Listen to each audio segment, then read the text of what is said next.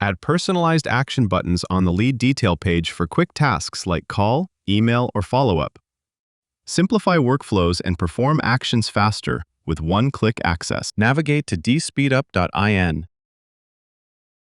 Click on System. Click on Lead Activity List.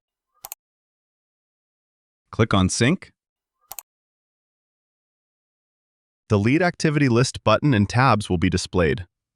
If you want to deactivate anything, you can edit it and mark it as inactive. Click on System. Click on CRM Setting. Click on Enable Dynamic Lead Detail tab. Click on Yes. Click on Save.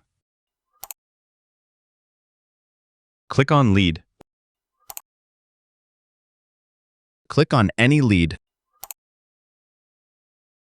The Lead Activity tab will be displayed if you set it to Yes in CRM settings. Once activated, the button will appear here.